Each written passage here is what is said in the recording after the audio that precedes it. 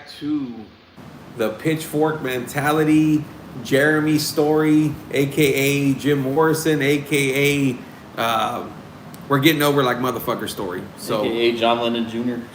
yeah, so this is part 2 for our story. Last time we got interrupted by the most over motherfucker in the Fredericksburg area.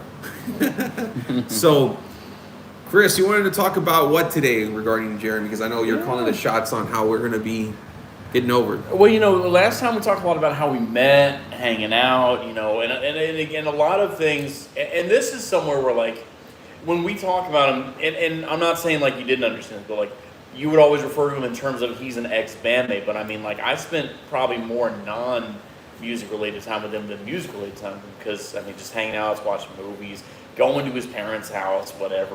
Going to other people's apartments and hanging out, and going to bars, and not even music bars, just sometimes regular bars, just have a drink. One time, me, him, and this guy Levi went to a bar on San Pedro and watched the UFC pay-per-view. The main event was Rampage Jackson versus Machida. Oh, is that one? Huh? Yeah, years ago, man. Bro, that was years ago. And it was a time where he had just gotten divorced from his first wife, and he had broken it off with this chick that he was dating. It was kind of crazy. And there was this chick, the waitress, or not the bartender behind the bar, looked like, and I don't know how much of a White Stripes person you are, but Meg White, which was Jack White's, his drummer, and also his ex-wife. The waitress, the bartender behind her, and so he goes on Facebook and tells a story about meeting Meg White, just because the bartender looked like her. Oh, excuse me. So that's those times, but as far as musically, I probably would say musically, as far as playing on stage, it's really not a big deal. But we did open mic nights in 08, 09. Usually would be at this place called Lion and Rose Pub over on Blanco and 410. And the Lion and the Rose? Lion and Rose, yeah. We played there. Oh, that's isn't it like a British pub type place? Oh, y'all played there? No shit. Yeah. I always wanted to go there, man. It's funny. It is good food. You would have liked it, and they had a lot of. That's why I wanted to go. And it had a lot of UK and Ireland beers there. Very UK Ireland. Shashai. I'm on to you, Trebek. Yeah. But they had a Sunday night open mic night at that location. The one over in Sonterra, I think, was Tuesday nights. We would play there on Sunday night. It was fun, and I mean, it just. How many times did y'all play there? There, 5 times. No shit, that's pretty good. And you're gonna laugh at this. There was this band that we usually would be there with this band called don't laugh, the Dick Brown Experience. That's what they were called because the Big Black Dick Experience. The guy who was the leader of the band, his name was Ryan Brown, and his dad was Richard Brown, but went by Dick. Because that was back in the days when you could be named Richard and go by Dick, and it wasn't like the sexual thing the way we think now. Yeah, Dick Van Dyke, man. Dick Van Dyke, exactly. There's another Dick that's famous, right? Dick whatever. Dick Van Patten. Dick Sargent. There's a Dick Sargent, wasn't it? Yeah, there was a Dick Sargent, and that's the thing. Like, so in tribute to his dad, he called his band Dick Brown Experience. And I'm telling you, like, I didn't really care. I thought it was the Dick Experience. I didn't care, but like, Mr. Morrison and Double J thought that was the funniest thing, and they would. They were laughing about the name. Yes, all the time. And so Double J one time we're getting ready to leave, and we knew they were probably going to be there. So he goes, "Come on, Dick. Show me your Brown experience." and then one time, Mr. Morrison emails me at work. Like it was the day after we played there, and he goes, "Hey, I'm gonna start up a band. It's gonna be called the Jeremy Martinez Experience." It was hilarious. It was fun. They were nice guys. And then this band that's kind of sort of made it called Nothing More. They started at that open mic night. The guy Devin, who eventually I think is their drummer, and I think he became their singer. They started there. So that's kind of where it began. And we weren't calling ourselves. This was 08, 09. We did not call ourselves Pitchfork Mentality back then. We called ourselves by and this is my idea, and I'm not saying it's my idea because I'm bragging, but I'm just saying that's how it went. I said, why don't we call ourselves Ecumenical? Ecumenical. And I had to explain to the two brothers what that name meant, and they kind of liked it, and so we went with it. And it was cool. And then we played 3-4 songs, it was always fun nights, and then it was years after '09. For years, we kind of just floundered. It would just be a thing. We'd get together at someone's apartment or maybe at my mom's house and we'd play, and we try to put songs together. We'd play what other songs we had in the past. And So what year did the band start, and what was the last? Well, just so I kind of have a timeline. What year did you stop jamming with him? so as Pitchfork Mentality, I would say our start date was December of 2013 because But that, when not just with Pitchfork, we're jamming with Jim.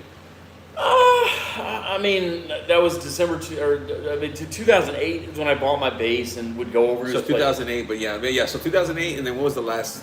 The last time I played with him at all would be November 29th, 2014. That was over at it's something else now, but it was called Jack's Patio at the So time. like 6 years, we're kind of like doing stuff together. I mean, yeah, that's kind of like shit. Kind of like about the way I was with my band because, I think I met them in 2004 or something like that, maybe 5, and then we stopped jamming in 2010. So it was about that 6. So 6 years of you really kind of have a experience with people when you hang out. Say 6 years, but I know 6 years is this huge thing Yeah. when you're like, especially when like we're about the same age. I'm sure when that shit happened. Well, I was a bit younger than you even then, but I mean, yeah, Pitchfork Mentality. I had already had my 31st birthday before we had our first show as Pitchfork Mentality. yeah. See, I was already done with it by the time I was like 22 or 23. So I was Really? I was like, I think I was 17 when I met them, and then it was 23s when I stopped jamming. So I was like a little bit in between, like 20, 21, but then it got hardcore again when I was 22 and 23. But so now I can relate to that, jamming that long, especially when you did shows, because we didn't do that many shows, just playing one place 5 times. I think with them I did like maybe 8 shows or something. It wasn't for fucking all those years. That's pretty crazy, right? Well, maybe 10 shows, but I mean, yeah, we were just all about getting shows. That's kind of we had Pitchfork and us. We were always just but that's the thing. Like, so what had happened was I had bought this drum set in 2012 because we didn't have a drummer, or we'd meet someone who would say they wanted to play drums for us, and so I said, either that person wanted to learn but didn't have a drum set, or maybe they had a drum set and couldn't get it moved or whatever. So I said, okay, you know what? I'm gonna buy a drum set. Let's keep it at someone's house, and when it's time for practice, they can get on this one. And I had gotten a payment plan on Zounds, like a 12-month plan. oh man, you've been doing Zounds for that long? Yeah. No shit. Oh yeah, absolutely. And so we got that, and we eventually sold that. This guy I met when I left Nationwide and went to the other job. I met this guy named, believe it or not, Daniel, and he's literally your age, same age as you. Like literally, I think you guys are a month apart. And he's kind of like you, and like he loved like old school metal. Like when I'd go over to his house, you can go to his house and smell like fucking weed. But he'd always be playing like first 2 albums of Metallica type All shit. the thrash shit. Yeah. He would always be playing that on guitar, and we asked him if he would be our drummer, and he said yes. We brought the drum set over to him, and he paid me like $50 a month for 5 months to buy it from me. And then by 2013, we started getting more serious, and we started going to his place every so often to have practice with him. Then what happens is, Mr. Morrison meets this guy named Gino, who now lives in Fort Worth. And Gino is this really good drummer. Like Daniel's learning, and he's one of those naturally talented people where he can catch on pretty fast. But Gino was just next level. Like he had been playing for years, and his dad was a professional drummer. And so, he had the insight. Yeah. It's kind of like you and your dad. So the thing is, What'd you say about my dad, bro? it was kind of a thing where so he meets him at the job, and they start talking. I'm like, man, and I was kind of disappointed about it first because I'm like, man, I've just sold Daniel my drum kit. We've been going to his house. We're leading him on about this stuff, and now you throw this other guy in the mix. Yeah. But and it gets more awkward because we then go to Daniel's house and let Gino drum on Daniel's drum set. Oh my God, you can imagine how awkward I felt. You're just doing that Chris stare, and you're just like, oh God. Oh my God, and I'm trying to be as cool with everybody as I can, keep everyone as peaceful as I can, and it did. I mean, I guess in hindsight, it wasn't going to be a bad thing because Daniel was kind of a weed smoker anyway, and so he was real chill. Was he cool about, He didn't really know Oh, he didn't know yet. that, but I mean, I knew, but I was hoping that maybe it would just work itself out.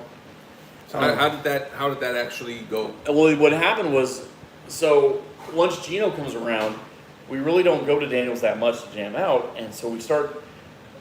Jim Morrison wants to start going to Gino's dad's house. Now, here's the thing about Gino's dad's house: it's in Pleasanton. That sucks. So you have to drive, not in Pleasanton itself, but like in the next county, but like very north of there, and it's kind of in the country, and the cell phone signal back then sucked. Yeah. Hated that place. I hated driving out there. They would always want to be there to like. I mean, I wouldn't be able because Sunday nights was the thing. Where I would always go to Mark's house on Sunday nights, and I would end up not getting there till 9 o'clock at night. And Mark, he didn't like that because he used to be being there at like 7. Yeah. So it just, I really hated it being there. But I mean, I learned a lot, and then it became a thing where kind of floundered for a while. So the way I got us, here's what happened. The way I got us back to Daniel's house was Jim Morrison and Double J had this big argument at Double J and his fiance's apartment. It was her birthday, and we were all drunk. I had gotten there after one of my 2:30 to 11 shifts at Nationwide. Remember when I was that late? Was that infamous story? Or a different one? Different story. Different. This is 2 years before that. This is like. So this has been a thing, a recurring theme. Yes. Okay. Oh yeah, I've seen the movie a million times. So this thing where what happens is, well, we'll just say her name's Cece Peniston. We'll call her. She used the bull. The bull, I think he said. We'll call her the bull. The bull decides that she's going to be a smart ass to Jim Morrison, and say something like, "Hey, go get my I think can of beer that's over in my bedroom. Go get my can of beer that's over in my bedroom over there." And he didn't like the way she said that to her. And so he said something back. And of course, it's 1:30 in the morning. The bull said it to Jeremy. Oh, to Jim okay. Morrison, yeah.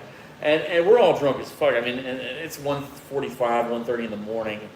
I was living at my cousin's house in Castle Hills at the time. And he gets mad and says something back to her. Well, then she then says, "That's why Danielle was up in your apartment the other day, because they had broken up and then came back over." So then when he hears that, he walks right out of the room and has this look in his eye. And he starts like approaching her and like angrily talking to her. And it becomes yelling at her, like right in her face. Yeah.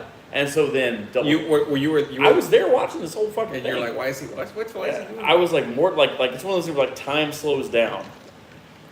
And like, oh my God. And then Double J, because it's his fiance, like steps in, and he starts. And I've never seen anybody stand up to Jim Morrison like that ever, because he usually gets on that with people, and people just kind of like, oh shit. But no, but he did, and they're both in each other's face, like yelling and going back and forth. All shit, fuck. And then it stops, and then he just ends up saying, "Well, I don't like being disrespectful, right?" So then me and him leave. And Double J is really pissed. Like, he's sitting there at his computer, like, just with this angry... And you know him, he never gets mad. But he was pissed that night. So we went to Daniel's the next day. We practiced. We brought Gino over. But here's how I brought Daniel in the back of the mix was... That argument, I said, hey, you know what we can do? Hey, Daniel, you know, he's not going to be playing with us anymore because they had this big argument. They had a big falling out. So... would you, because I know you know some stuff on guitar, would you like to be our lead guitar player? Jeremy could be our singing and rhythm. And we got Gino on drums, we got me on bass. Would you want to do that? And he said yes. And so we became there every week. Every Sunday we were going over there. And then Jim Morrison starts worrying that it's going nowhere. And he's like, you know, I got a professional life I want to look after. I want to move things forward. I got money to make. I'm not paying my bills. We haven't even done one show. So finally... he says, okay, we're going to record this Sunday. Me and Gino are going to do our part, and then you're going to do your bass track, and then Daniel's going to do a lead. And we recorded it, and then make a CD. Well, then the following week, he gives it to this guy at our job, at his job, who has ties to this bar called, what was that place called? Tonic Bar. The guy at his job gives the CD demo to Tonic Bar, and the guy named Russell at Tonic Bar hears it, like, wow, this is really fucking good. Get these guys over here. So he gives us a show, and we're all excited, like, oh, fuck. And that's when Jim Morrison gets all worked up. I was like, wait a minute. We don't have enough material to cover. He wants us up there for 3 hours. We don't have enough material to cover 3 hours. That's when he decides to call Double J and say, hey, you want to be back in this thing, man? We got a show at this place tonic. And he said yes. What year is this? December 2013. And so in the meantime, all this complication with the bar starts fucking up. Like, the city of San Antonio won't let them reopen because of their license. They don't get reopened until March. So the show that we were advertising to everyone that was supposed to be like January 20-something doesn't happen until March 20-something because of their license issues. Damn, that's some shit. But the bright side is... Did y'all end up doing it? Or? We did. We 3 did. hours worth of shit? We did 3 sets, and we had an opening band before us. But y'all did like 45 minutes each? Little Yeah. Okay. 3:45. Did y'all play any covers? No covers, actually. What? Y'all were just 3 hours? All originals. Wow. So how many were JJ's and how many were I'd say it's probably 85% Jim Morrison. No shit. We played maybe 5 of Double J songs. That's a lot of songs, man, for them too. And I mean, like, just me as a genuine, guy that loves music and all types of music. I always thought it was really a cool thing to have. You're not a songwriter, but you kind of write to whatever they play. Right. But I genuinely really like the idea of them two working together because they meshed very well, and they were different than each other. Yes. So, you had more of that '60s, bluesy, right. And then you had more of a modern grungy kind of and they both sang really well, and it's like, man, I always say it, like they're reminding me of the Beatles, and it's like, to me, that was one of the things that always kind of drawn me to wanting to jam with those dudes, was because I was like, I would have been that guy just to do solos and let them write, because that's, I mean, I don't think I could write stuff that they would be able to play. Not saying that they're not good players. I see how they both play, and everyone's got a different style, and that's why I don't mean that. So I'd rather try to fall in line with what they're doing, because that's something like no one plays. Just like the Beatles, I can't just start playing and sound like the Beatles. So right. No, I know what you mean. Like if you got Jim Morrison over here and he's playing 1968, let's call it. You got Double J over here, he's playing 1995, let's call it. And then in between that, they write the main melody, the main rhythm, and you're putting a lead on top. And then you have a guy that's fucking playing 85 shit, Yeah. So I was always like, man, I would love to play with those two dudes. And it's hard to find good singers, and I always thought that they're both very good singers, that they had this weird, not like heavy metal, but they had again, no, they had that both had that kind of voice. It's hard to explain, but I was like, wow, these are they're higher pitched guys. Yeah, they were able to yell, and I was like, man, I could only imagine, you get some shit together when I think the only thing I would say is well, let me filter what y'all got, and let's try to I could compose what you got, and maybe not use this one, or maybe you're part on this. That's what I'm good at, that I would had wanted to do. But can I tell you? No, and unfortunately, but can I tell you, both of them are the kind that they kind of resent being told. They'll ask a drummer, hey, what do you think should do? They'll do very brief. Should I do this or should I do this? But when you do, in the larger context of, hey, let's try this, they both would get. They want it their way. Yeah. Because it's their song. Yeah. Both of them are like that. That's why you need me there, man. I'm tell you, it's the best song I've ever heard. But it's gonna be better now. But because I had heard them both, and I was like, because Jeremy was a little bit. It was weird because he was a little bit heavier, but Double J had it was hard to pinpoint his influences, it was really, really hard. And I was like, so it almost sounded like it's his own thing, so I mean, it is his own thing, but not to be when you hear me, you're obviously my fucking influence. Oh yeah. So that's what I always found fascinating. I was I want to be a part of that, and I want to mix, make this whole new meal, out of it. So. Well, and see, the thing is while we're waiting for that song, we keep having these practices and stuff, and we start networking with all these people who are in the local scene. What people don't understand is what has changed in the local music scene 13 to, let's call it 17, those key years. The bars had gotten tired of cover bands, and they were letting originals play there. Even very established bars that could get a good crowd, they were letting original bands play there. And that was an opening for us, because after 2017, that started dying off a little bit. So after 2017, there were places we would try to play and we couldn't get into. just because they started realizing, hey, you know what, the money is in covers after all. Yeah, we had our hangover from it, but now we're over it and we want the cover bands again. And I just think that it's that was a sweet time for us where we could really get out there and be seen and be heard, and we started networking with people. This chick named Jordan, and yeah, that is her real name. I'm not doing the pseudonym. That's her real name. She was in this band called Dirty Jeans, and it was like an indie style, not indie rock, but just an indie style music. What about Dirty Apartments? that would be me. And then what about Shivering Apartments? Well, that's what I was referring to when you put yourself over here. But no, what up, Evan Jason? Thank you for listening all this time. But Jason's always my go-to for fun conversation about anything. It's like, hey Jason, what do you think about this? Well, let me tell you something. But so they got us into these places like so Dirty Jeans gets in this thing over. I've lived in 4 of them. I've lived in 4. Probably. Yeah, apartments are kind of fucked up picture usually, but. So we go to this first place is March the 8th. So this is 3 weeks before the Tonic Show. March the 8th. It's over on the southwest side of town. It's not too far from Southtown. And it's just this place that this old man who used to be like a video producer bought. His name is Efrain Gutierrez Sr. is his name. And supposedly he's like this legendary like Chicano like videographer, producer type guy. I had never heard of him. But apparently he did a lot of things back in the day. He didn't own his own restaurant like some other famous family I knew. Exactly, yeah. But no, it was cool meeting him. He was a nice man, and he showed me some of the things he'd done in the 60s and 70s, whatever. So I respected him. And then his son, Ephraim Jr., looked just like him, but just way younger, obviously. And, and they loved us. And so we played there. Now, Double J didn't get to play this one because he had to work. So he didn't got there late, but he went there and watched us play. Just me, Gino, and Jim Morrison, and it was fun. We did a good time. And then a week after that, Dirty Jeans got us into Limelight over on St. Mary's, which I'm sure you've seen that bar. Yeah, I've heard of that. I've never seen it, but I've heard of that. Yeah. Yeah, so we played Limelight. We were second band up. We did a 30 minutes. Or maybe I'm thinking about the Rush song. Living on a lighted stage approach. So we played Limelight. And there was a drug incident that happened there that Gino shooed me off. So Gino had, I think, some coke with him.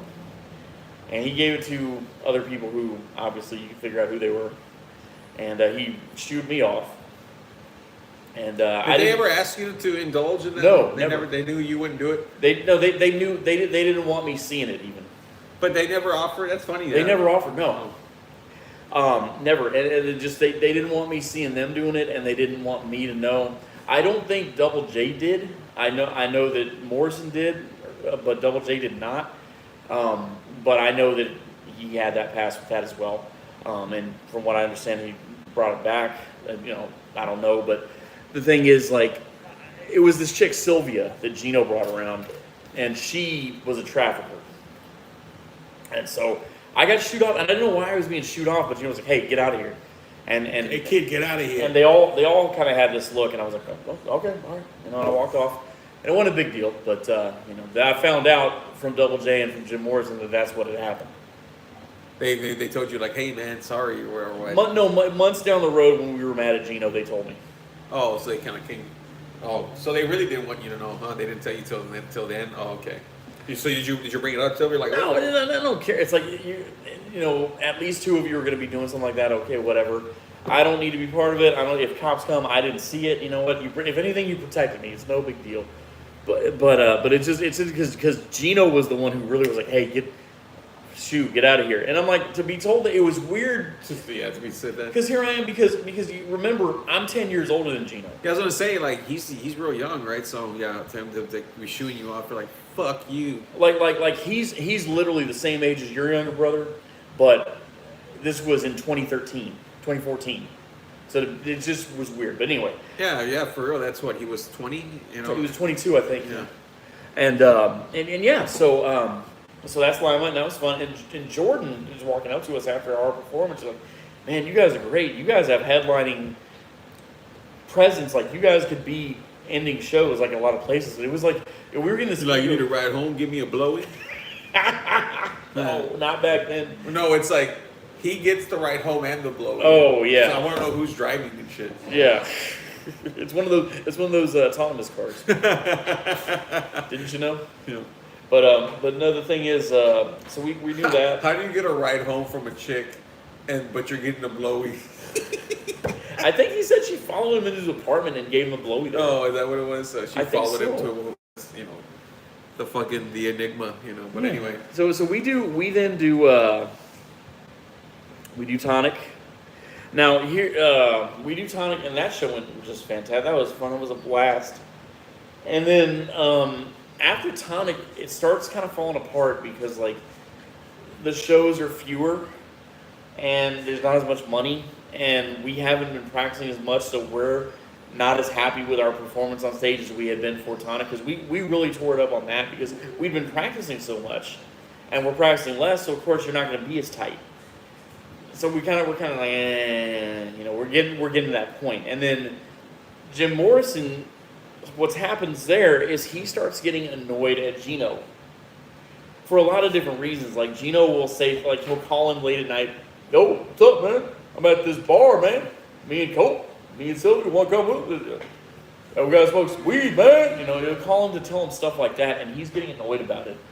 And he knows that he's doing like opiate pills, and he knows like there's just things about him that Jeremy just gets annoyed at, and eventually gets to a point where, because he was bipolar, it gets to a point where he disconnects his phone when he's gone, turns off the answering machine, all this shit.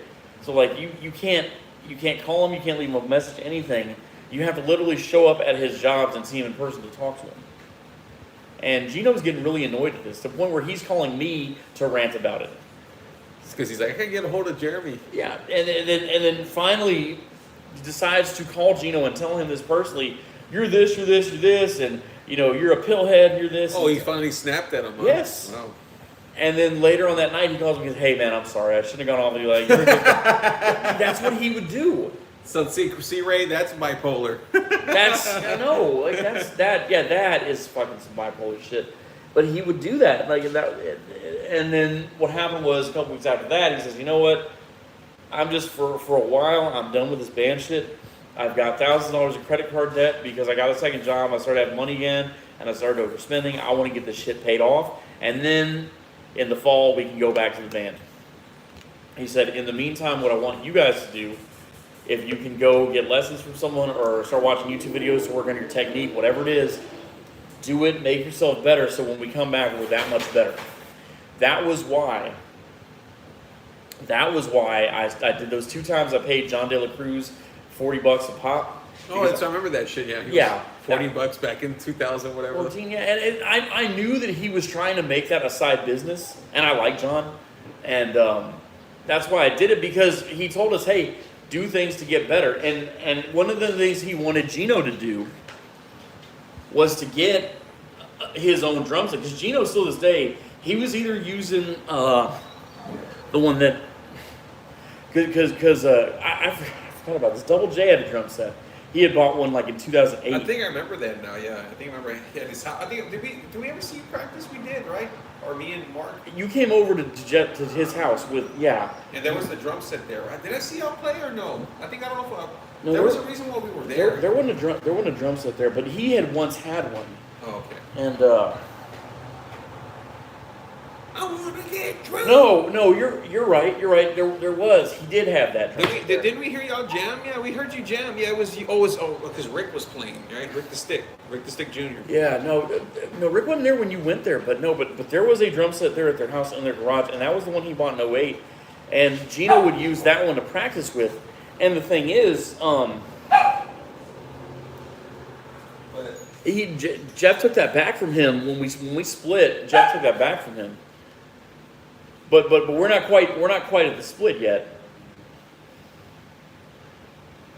We're not at the split yet. But what happens is Jeremy tells Gino, he's like, hey, you need, in this time while I'm off, you need to be saving up, get a drum set. Well, Gino actually did, but the thing is, it was just a layaway payment. And so he still doesn't have a drum set. So we still have to practice on Jeff's set.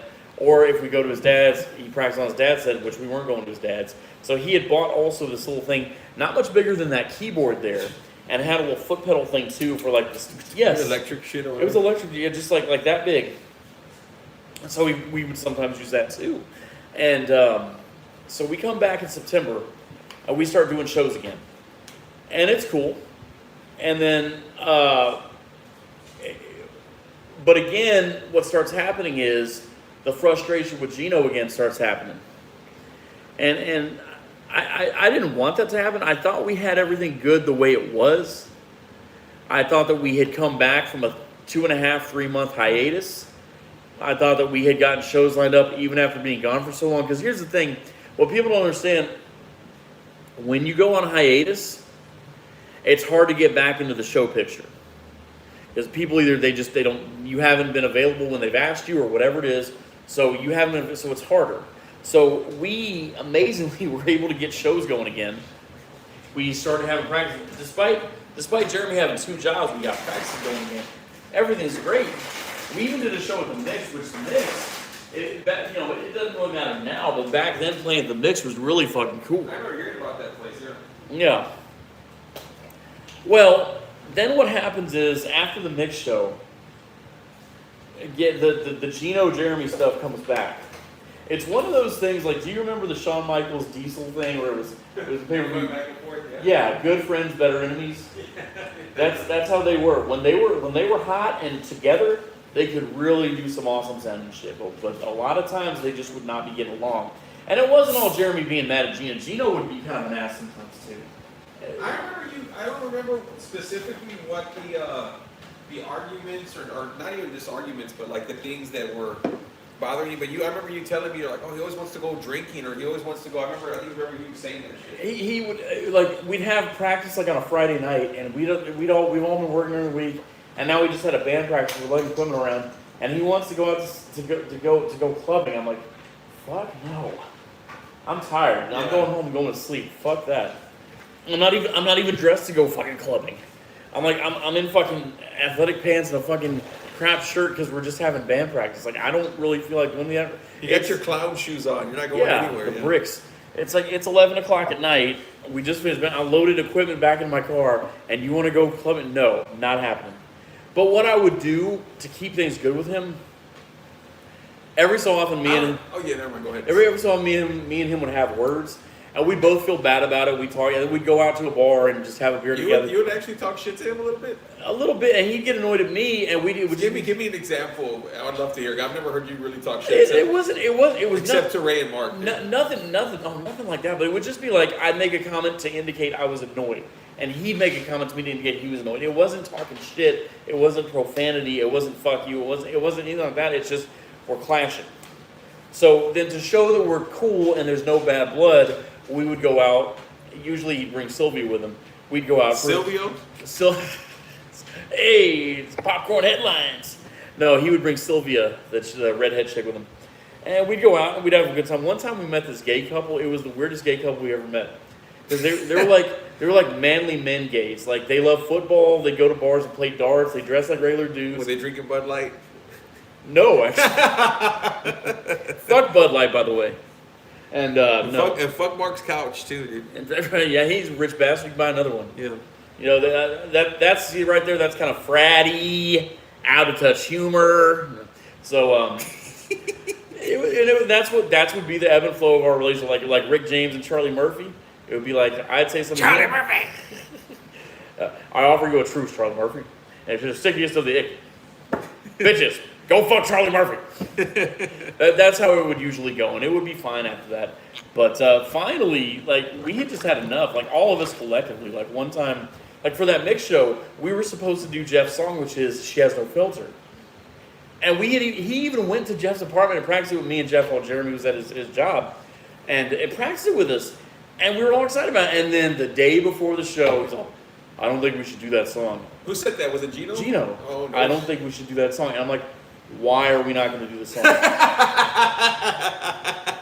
And he's like, the Chris face. Yeah, and I'm like, so why are we not doing this song? We've all been practicing for it. We all four practiced at my mom's house on Sunday. You came over on Wednesday night. Why are we all of a sudden not doing this song? I ordered a Domino's. Why are we doing this song? Yeah. I ran her name. No, but the thing is, yeah, it's why are we not doing this? Like, so what happens is he's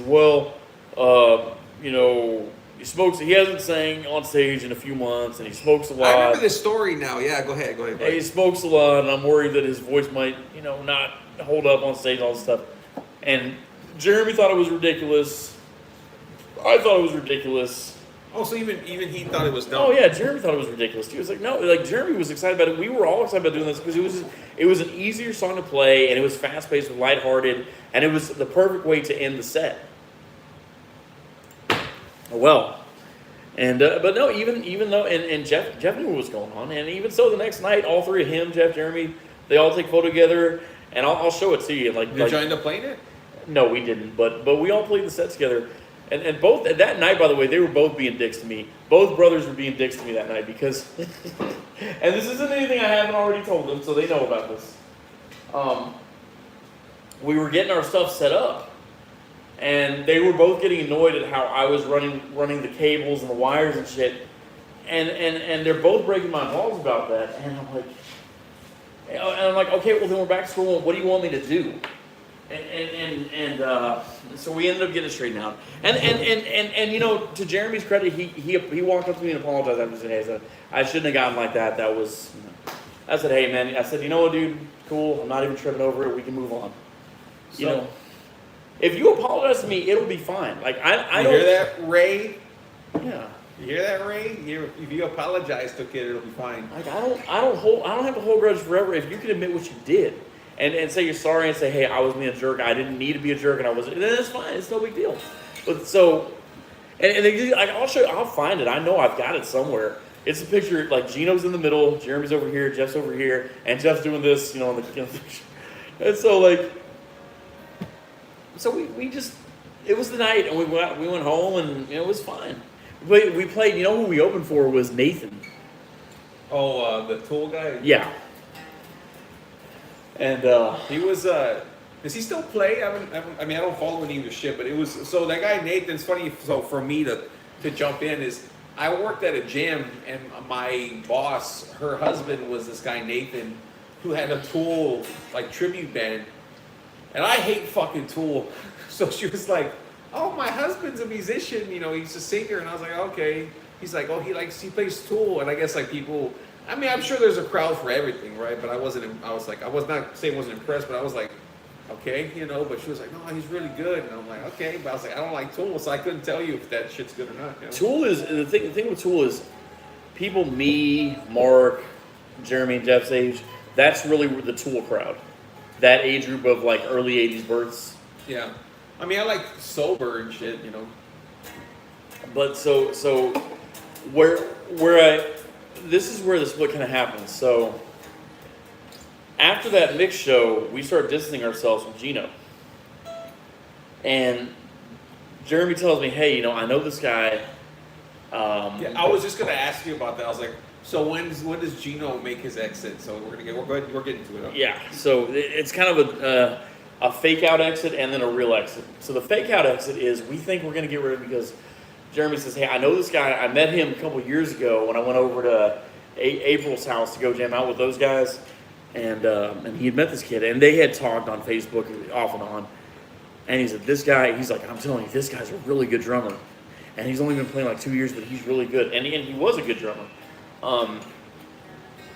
So me and Jeremy went over to this guy's house one night. And we jammed out with him, played with him. And it was fun, and it was good, and it was going well and everything.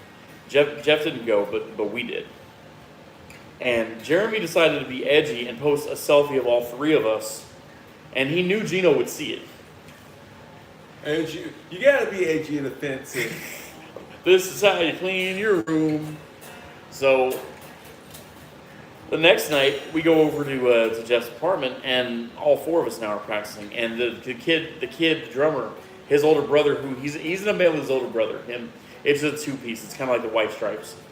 The idea was we were going to focus on Jeremy's songs that night because he had to work the next day, and then the next day, me and Jeff would work with him on Jeff's songs. And Jeremy had gotten annoyed because he felt like, okay, well, he's like, he didn't like how the practice was going, and he was like, he said he thought like Jeff was trying to step in on the song and stuff like that, and he's like, you know what? So he starts packing up. Jeremy starts packing up early, which is not like him at all. He's always the last one to pack up. Like he'll keep playing when everyone else is packing up, and then when everyone else is packed up, he'll start packing up. And that night he's packing up before everyone else, and I'm like, that's kind of weird.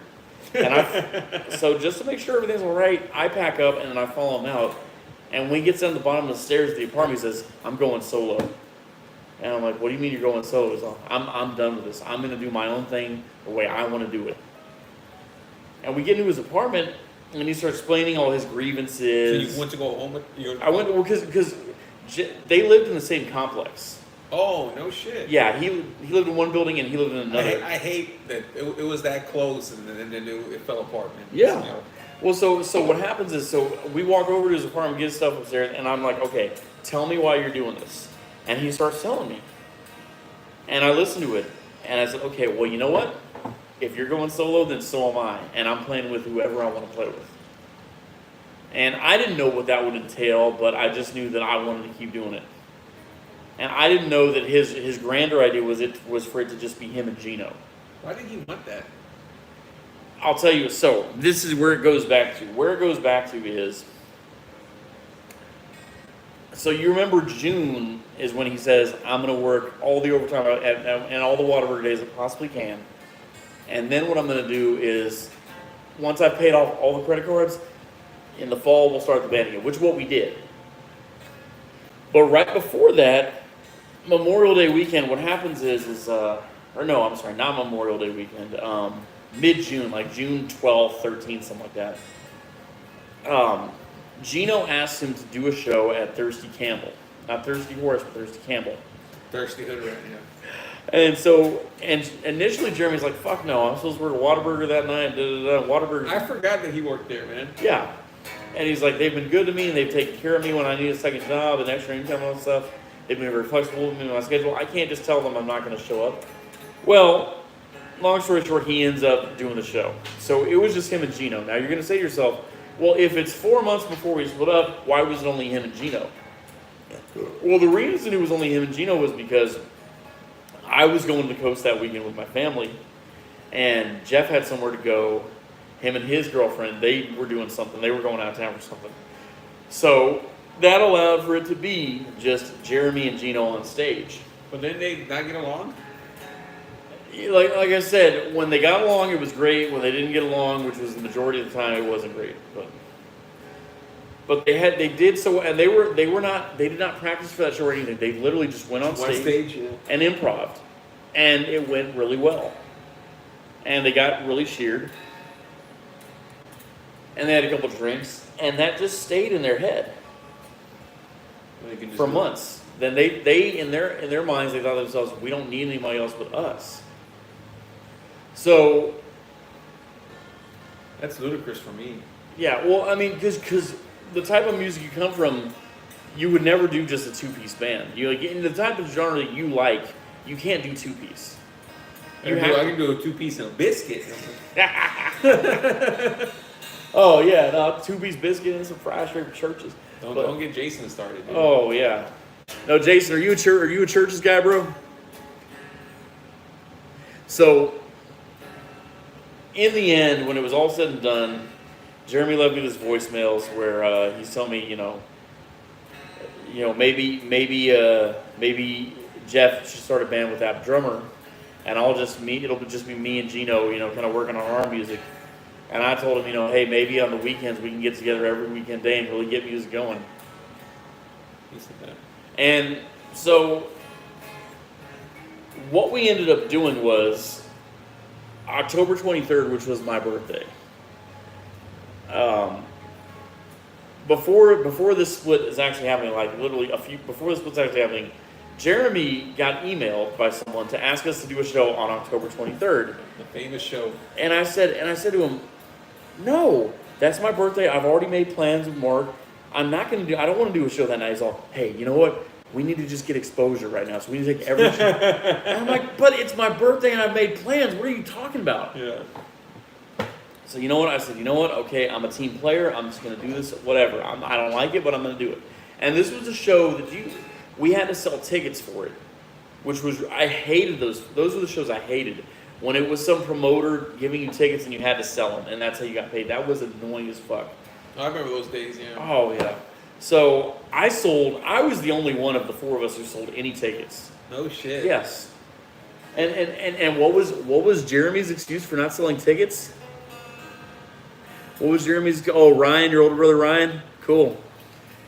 Jeremy's excuse for not selling tickets was, I'm not allowed to have paper on the floor, which is true, because the call type he was in, they had special walling off and all this stuff where like they couldn't go onto the floor with any kind of paper at all.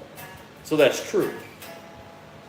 Well, then it's October 23rd. It's the night to do the show, and that's the night that's going to be our last time with Gino. Then we're going to make the switch to this new guy. And of course, 2 days before this, Jeremy's already told me he's done and he's going to go just solo with Gino. I'm going solo. That's Yeah. my favorite line. Oh my God, yeah. So when Jeremy and Gino decide they're just not going to do the show, I'm like, wait a minute. So I talked to all these people, sold all these tickets, That's fucked up, man. and I drive over to the venue to give them our ticket money, all this stuff, and now y'all are going to do the show, and guess who's really fucking pissed about this? More than me. Like, I was fuming mad when they told me this. I drove home, like, I turned off my phone and said, fuck everyone, I'm not talking to anybody After right now. them pressuring you to go do it, and they go Right. screw you. Yeah, and I was so mad I turned off my phone and I was like, I'm not talking to a damn person. Guess who was really pissed off more than me? I have no clue. Double J? Mm-hmm. And do you know why? Because it was your birthday? Oh, he wasn't gonna go to my Oh, 'cause it birthday. was- Neither was Jeremy. Well, I'm saying like you did it on your birthday. I was like, after them getting you to go do it. He was mad because he was mad. What he was mad about was Gino had his drum set at his apartment to practice on. And that was where Jeff was supposed to get his drum set back from Gino, and then we'd make the split and move on. Oh, so you got the screw job. So he's like, so this kid's gonna keep my fucking drum set from me, huh? So I'm on the phone with Jeremy. So when I get home and I get over the anger, and Jeremy's like trying to calm me down, and he's trying to tell me, hey, you know what? It's okay. And he's trying to get me to calm down. And you know what? Jeremy was a really charming guy. And the thing is, like, when he wanted to be, he could be a really charming guy. And when he wanted to make you like him, he could make you like him, and you couldn't do anything about it. No homo, right? No homo. And you know, it just, while I'm on the phone with him talking, and we get to the point where we're so good we start joking around with each other, Jeff goes over to his apartment, I hear it pounding the door. It's all, you tell fucking Gino that's my drum set. I have a serial number, I have a sheet of everything. You're my fucking brother, you're supposed to have my... And he was mad, and like I said, you know him, he doesn't get mad like that except when there's really a reason. I'm scared to death. I'm like, fuck. And I just like, and you know, we got it resolved. The very next week we got it resolved, everything was fine, but it's just like, man, this fucking sucks. This fucking sucks. So, I went to Houston for the weekend of my birthday. So after the night of my birthday that we didn't do the show, I went to Houston. And while I'm in Houston, me and Jeff are spitballing ideas for names for the band. And we originally, you know what we wanted to be wasn't Visions of Pale Blue. You know, I came up with this name idea. And he jumped on it and said yes. And so did Mark, the drummer. I said, why don't we be the Schismatics? Because we're schisming off from the original The Pitchfork. skid marks, dude. So they said the Schismatics is cool. And except the problem was we found out another band already had that name. All the names. You kidding me? Yeah. So, ooh, Sugar Ray. So I'm in Houston. It's a Saturday, and Jeff texts me, "What about Visions of Pale Blue?" And I was like, you sold for it immediately. and I was like, huh. And I'm like, okay, so what's the genesis of this name? And he started explaining like the Carl Sagan Pale I Blue. was blue balled. And He started explaining like the Carl Sagan theories and all this shit. And I was like, you know what? Okay. I said, you know what? It's different. Let's do it. And fuck it. so then we get invited to do this show for this girl named, so Mark's older brother, Mark the drummer, who's going to be drumming for us, his older brother is a guitarist, and he's dating this girl named April, and she's a keyboard player. And it's her birthday. So there's this place called Cafe Rev downtown. It's like, and Cafe Rev isn't a real bar, it's this dude named Zach. It's his apartment, but it's like one of those big ass lounge apartment styles. Like you can have a lot of shit there, and he did. And his living room was like had a stage and shit. And so we played there, and Gino couldn't play because his dad wouldn't bring the drum set over there. And, you know, he had given his drum set back to Jeff, and we didn't bring that drum set. We brought Mark's drum set. So Gino has no drum set. So Jeremy plays by himself after us. So we go up there, and we play. Now, we had practiced all week to do a set. And I'm nervous because I don't know how we're going to be accepted. But while we're playing, and I told you this last podcast, while we're playing, who's standing there cheering us the loudest? Fucking Jeremy. Him and Gino standing to my right, like 8 feet away, cheering us like, yeah! And I found this out from about to rock. And I found this out from him after the fact. He said, you know what I told Gino while you guys were playing? He said, look at them, they're alive. You need to be doing the same thing. And I was like, cool, man. You know, so we get up there and we finish our set. I remember you did tell me that shit. Yeah. We finished our set, and now it's Jeremy's turn, and he's just going to be playing solo. And no drums though, right? No drums. But that was the first. That was the first time that he ever. thing's balls, man. That No, thing's balls gone now. That's the way. I know what you meant, but that's where that was the way he wrote it. He wrote so that if he ever had to play alone, he could do it. I could never. I mean, I'll try, dude. I'll try, but go keep going. But no, so he goes up there, and I even introduced him on the mic. I said, and now we bring you Jeremy Martinez. You know. You put him over in front of everybody. Yeah, and I mean, yeah, he was cheering us, and I said, hey, now we got Jeremy Martinez, and he played the Social Club, the first time he ever played in front of anybody. Oh, so that's how you know, dude. That's how. Yeah.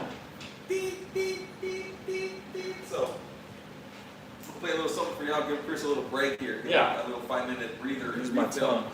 So, oh, y'all know what's up. So, I don't know, man. I don't know if I should play clean first, and then we'll get more crazy. In memory of my favorite guitar player, Jeremy. And I'll be honest with y'all. I mean, this is the Chris story, but I was saying earlier, like, I was actually a big fan of what's different with the wire. Oh yeah. But I actually was when I heard Jeremy play, I was like, man, I like the his style of creating music.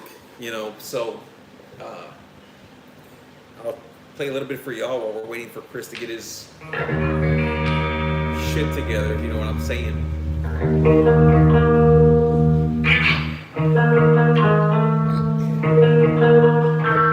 Maybe these people from San Antonio, this one is like.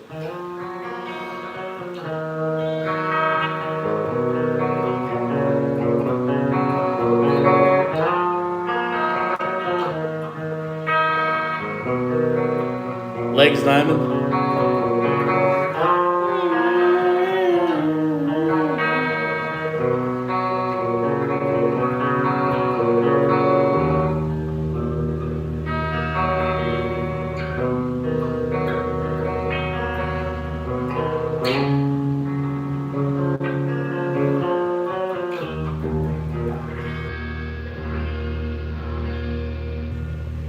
See, I don't know too many There acoustics. is no reason why I'm tired of We'll see some Judas Priest and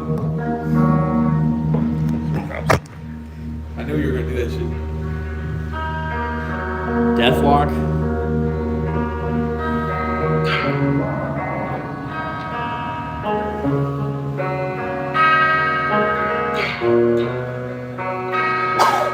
Okay, enough of the acoustic shit. Let's get some riffs going. You know what I'm saying? All right. So, Turn on the game. yeah, the game. So, let's see.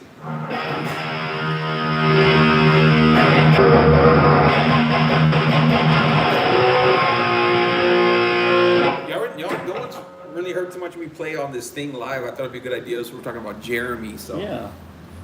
It's a music related podcast. We can have you too. let's see. You're the host. I don't know who Deathlock is. Me either, man.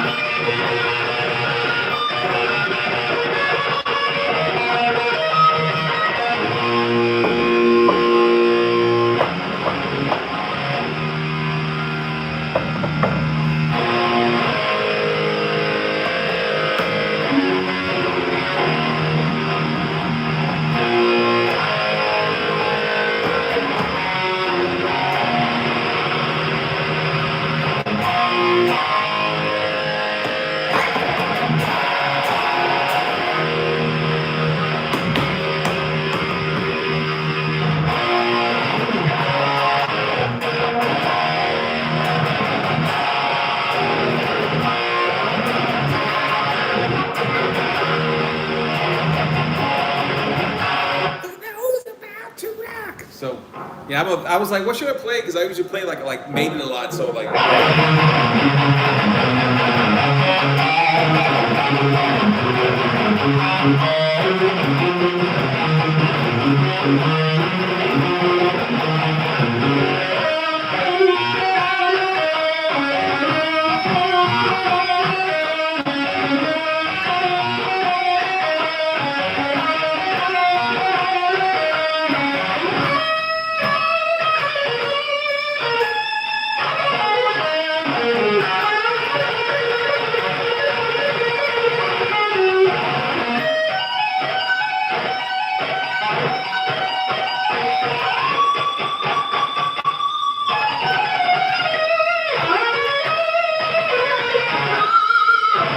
I was thinking about AC/DC. They're a little more simple.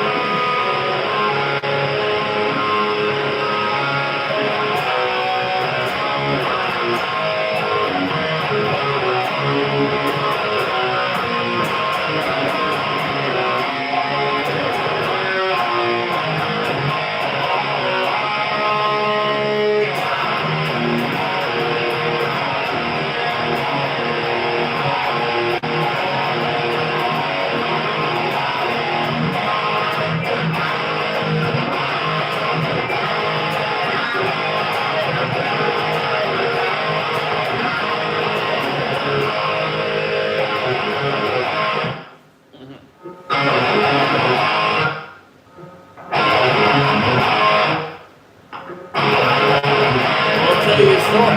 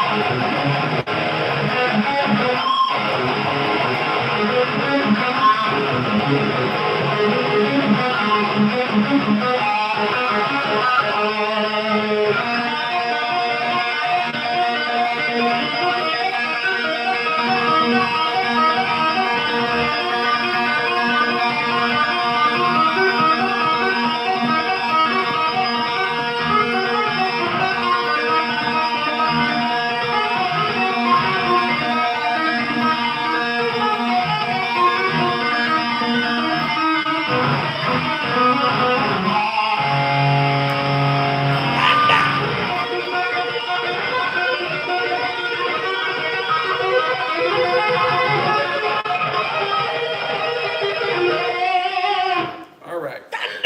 So back to the story. Gino's leaving the band, So we think. so we think. And then we find out. So that show was October 23rd, but we know by Sunday, October 19th, that Jeremy's got other intentions. Jeff doesn't know this yet, and he's going to find out literally 2 days before October 23rd. He's going to find it out at work. So he's down, and I had a talk with Jeremy on Monday night, like Monday the 20th. And You're raw, dude. You're raw. And he told me, I was driving around. He told me, like, hey, you know what? Me and Gino are gonna do our thing. It's like what we want to do is we want to be able to go up on stage and change time, change tempo, and improv anytime we want. And it's like, he's like, you're a good bass player, but I just think that, you wouldn't be able to keep what we're trying to do. You probably wouldn't be able to keep up with it. Like when it's just pre-planned songs, you can do it. But to keep up with what we're trying to do, which what we did back at Thirsty Camel, I don't know that you could. And that's what he said. Now, I found out from Gino a month after the fact that Gino did not agree with that.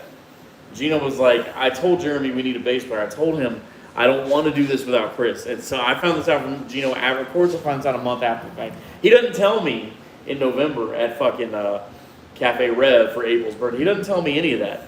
But I find this out in December. So, me and Jeff, we're with Mark. Not Marky Dangerously, but this other guy, Mark, who's a drummer. And we were trying to put some, the problem is we never see Mark again or hear from him again after Cafe Rev. He was like, I'm done with these fuckers. And we kept messaging him, and he would talk to us, he would text us and stuff, but then it just got to a thing where he would respond to us, and we're like, okay, we want to do something. We can't if this guy is our drummer and we have flaking no drummer. out, yeah. Yeah, and then he said, hey guys, I'm sorry, I've just been super busy.